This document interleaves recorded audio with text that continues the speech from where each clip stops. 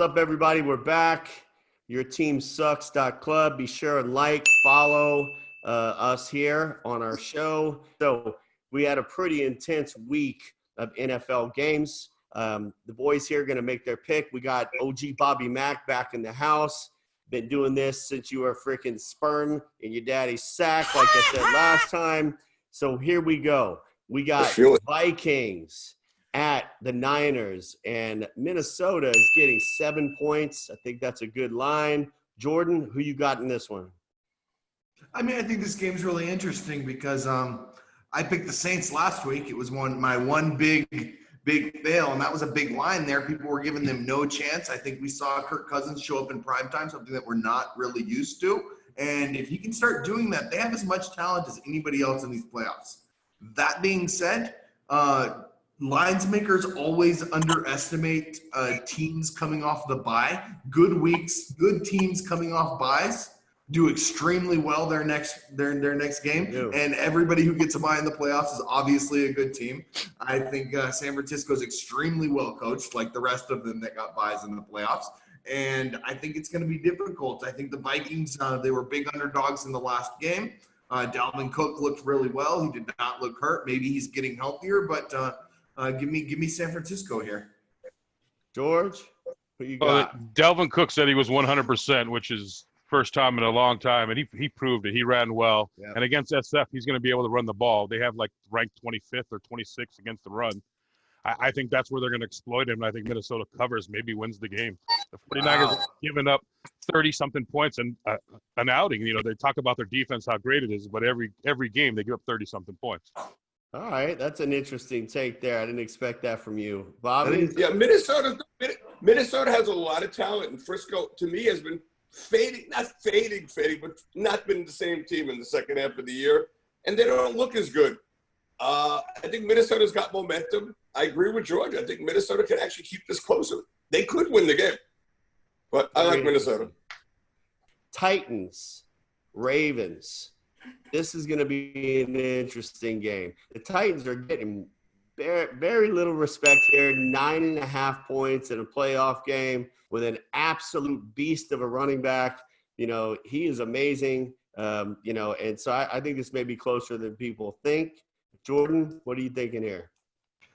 I think Tennessee played their Super Bowl last week against the Patriots. They put it all out there. They ran the hell out of Derrick Henry, 30-plus carries, over 200 all-purpose yards. He played a fantastic game. But he's running into a healthy Ravens defense with 6 Pro Bowlers on it. You just don't run against the middle of that defense very well. They have a really good run-stop defense. It's a lot of points, like you said. Way too many points. Give me Tennessee here to cover, but I could easily see a blowout as well. I'm staying away from this one. George, what are you thinking? I think I'm going to take Tennessee in the smash mouth and just think that the Ravens are going to be stale. The quarterback sat for 3 weeks. That's a long time for a young quarterback to sit. I could see him being rusty, come out here and not cover that 10. Nice. I agree. Just to make it clear, you got the Titans. I'm definitely taking Tennessee there, plus the 10. All right, Bobby Mack, what's up? And it's funny because I love to root for the underdogs, but I think Baltimore is going to really put it all on stopping Derrick Henry. I don't think Ryan Tannehill is going to step up in prime time. I think he's going to fail in prime time, and I think Baltimore's going to beat him up. I don't know. Baltimore beat up Pittsburgh when they didn't need the game, so I think it could be Baltimore's year. We'll see. It's a lot of points. Absolutely. I'll lay it. I agree. I think Tennessee will cover. I don't think they'll necessarily win, even though that's my Super Bowl pick. So I kind of have to think they're going to win.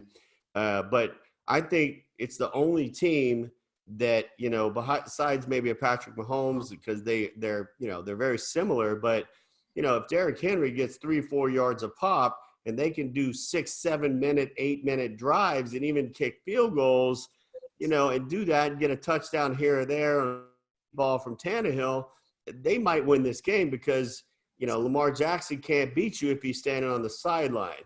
And that's the philosophy they're going to take. So I think this game is probably closer. I think Vrabel's an excellent coach. He knows that. He knows he can't go toe-to-toe with him. So I think 3 yards in a cloud of dust may work in this game. And then we'll see how tough that Raven defense is after he's been pounding on them, for 3 quarters. We'll see. We got the Texans at the Chiefs. The Texans are getting 9.5 points. That's another big spread.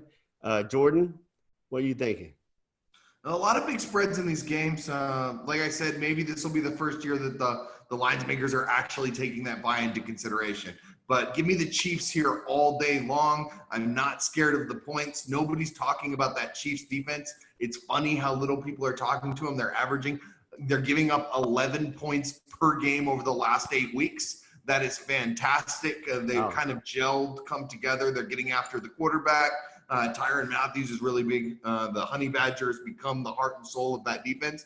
The offense can put a lot of points up. If you think 9.5 points on top of that 11, do I think that the Texans defense, whose pass rush looked really good last week, better than expected, J.J. Watt kind of looked old, back to form. I didn't expect that either. Do I think they can limit Mahomes in that offense to 20 points?